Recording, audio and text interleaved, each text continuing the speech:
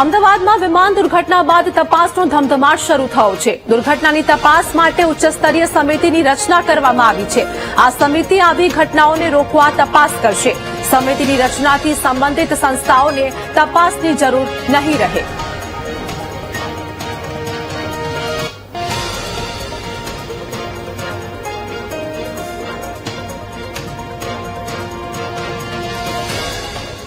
અમદાવાદની વિમાન દુર્ઘટના બાદ ડીજીસીએ સક્રિય થયા છે. તમામ બોઇંગ વિમાનોની ચકાસણી કરવામાં આવશે. એર ઇન્ડિયાને સુરક્ષા ચકાસણી રિપોર્ટ સોંપવા આદેશ કરવામાં આવ્યો છે.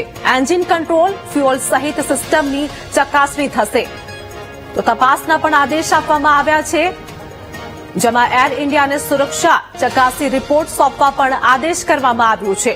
વિમાન દુર્ઘટના બાદ ડીજીસીએ સક્રિય થયા છે.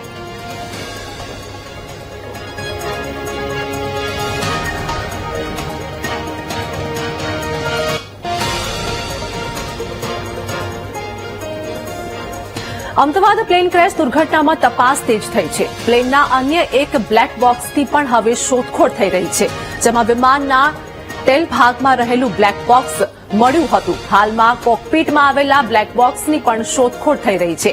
પોલીસ અધિકારીઓ, એનડીઆરએફ, એસડીઆરએફની ટીમ તપાસમાં જોડાઈ છે.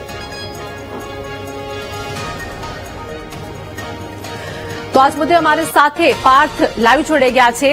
પાર્થ, અમદાવાદ પ્લેન ક્રેશની જે ઘટના જે બની છે, જેમાં બ્લેક બોક્સ મળી આવ્યું હોય, જે ટેલ ભાગની અંદર હોય છે, હાલની શું વધુ વિગતો?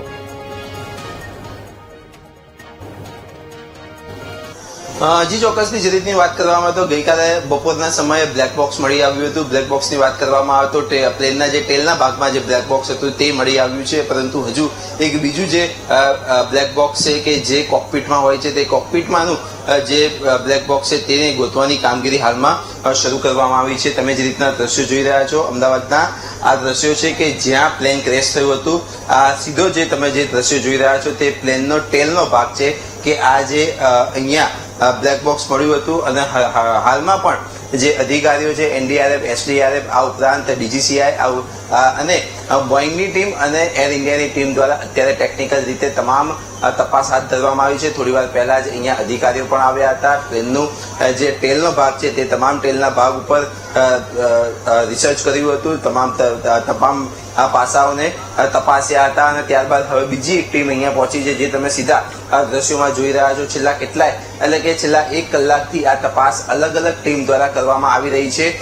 એક વાત કરવામાં આવે તો પ્લેન કઈ રીતે ક્રેશ થયું અને કયા કારણો હતા તે ચોક્કસાઈ ને જાણવા માટે અલગ અલગ ટીમનું ગઠન કરવામાં આવ્યું છે. કેન્દ્ર સરકાર દ્વારા એક ખાસ ટીમ તૈયાર કરવામાં આવી છે. આ ઉપરાંત અમદાવાદની વાત કરવામાં આવે તો અમદાવાદ ક્રાઇમ બ્રાન્ચ અને એટીએસ દ્વારા પણ એક સ્પેશિયલ ટીમ તૈયાર કરવામાં આવી છે અને તેના દ્વારા પણ આ ખાસ તપાસ હાથ ધરવામાં આવી છે.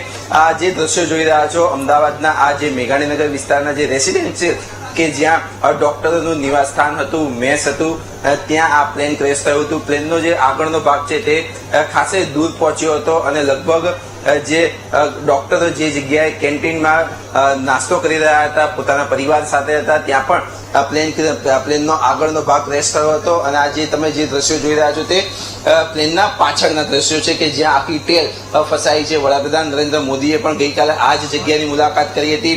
પરમ દિવસે જયારે ઘટના બની ત્યારે અમિત શાહે પણ આ જ સ્થળની મુલાકાત કરી હતી. અને હાલમાં પણ તમે જે રીતના દ્રશ્યો જોઈ રહ્યા છો, અધિકારીઓ દ્વારા, તપાસ ટીમ દ્વારા અત્યારે અહીંયા ખાસ સર્ચ ઓપરેશન પણ હાથ ધરવામાં આવી રહ્યું છે. તમામ જે ટેકનિકલી ક્ષતિ હોય તે તમામ ટેકનિકલી ક્ષતિઓને અત્યારે હાલમાં ધ્યાનમાં લેવામાં આવી રહ્યું છે. તમામ ફોટોગ્રાફ પણ અત્યારે જે ટીમ દ્વારા, એજન્સી દ્વારા લેવામાં આવી રહ્યા છે અને આનો સંપૂર્ણ રિપોર્ટ અને અહેવાલ પણ ટૂંક સમયમાં તૈયાર કરીને કેન્દ્ર સરકારને પણ મોકલવામાં આવશે. જી આભાર પાર્થ, તમારી સાથે જોડાવા બદલ, સમગ્ર માહિતી આપવા બદલ.